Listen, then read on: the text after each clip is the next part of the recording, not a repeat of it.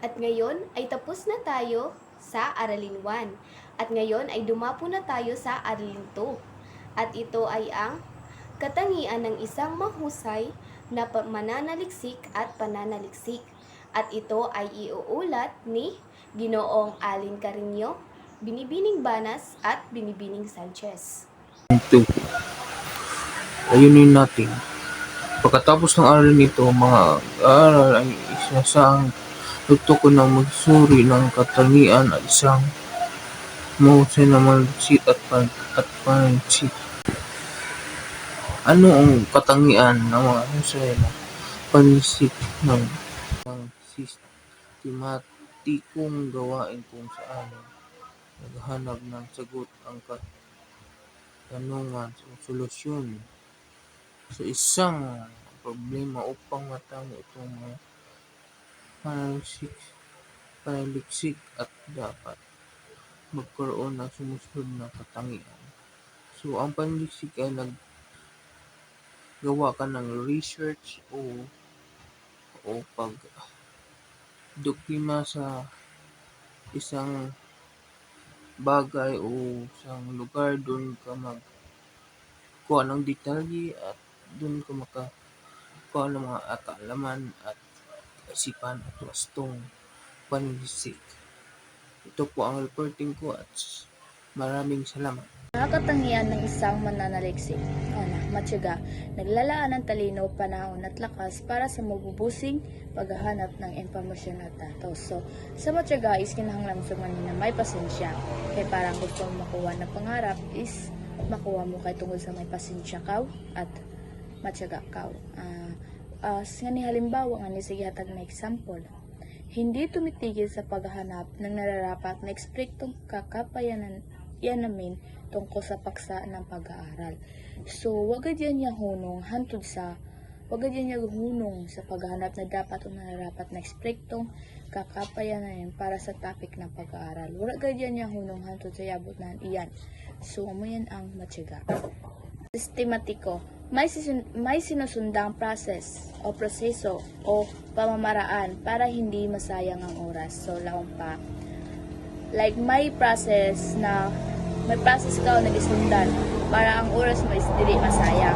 Like, for example, nga ni sa gihatag na example, haning realistikong schedule sa pangangalat ng datos o pagsasagawa ng eksperimento at obserbasyon.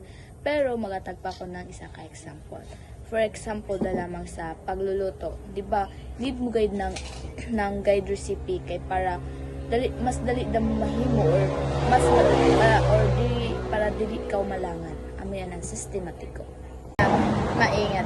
Tiyak na totoo at may kredibilidad ang pinakukuha ng datos. Laong pa dapat careful ikaw guide siyan o laong pa dapat sure ka guide sa gihimo mo.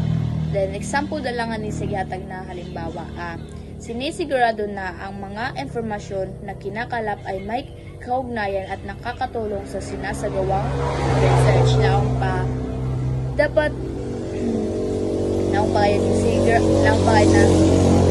sigurado ka gayon sa ihatag mo na informasyon. Yung informasyon mo isab na ikuan is related yaan o makatabang yaan sa gihimo mo na pananaliksik. Analytical. Tinitingnan ang iba't ibang paksang maikakabit sa napiling paksa. Laong pa, like amo yan ang gitanaw ni Ran.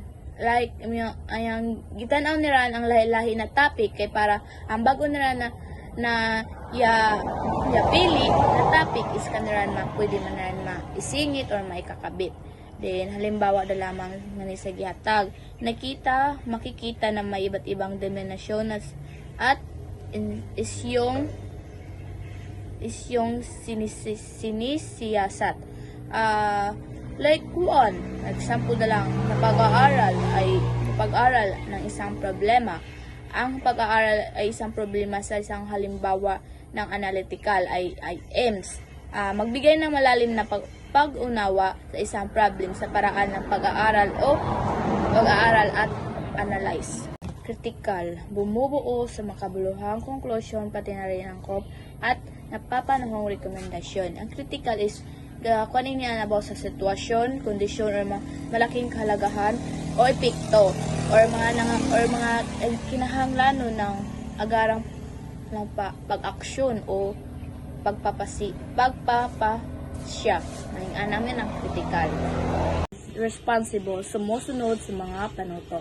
Like lang pa, wala ka masupak or sunod mo guide ang kanaan direction or mga panuto. Amo yan ang analytical. Example da lang niyo, nakikinig at sumasangguni sa gurong tagapayo upang talakayin ang mas mabisang paraan sa pagsasagawa ng panaliksik. Amo itong lang pa, wala mo gisupak or gisunod mo gayud ang ang panuto or direction lang pa, amo yan ang responsible.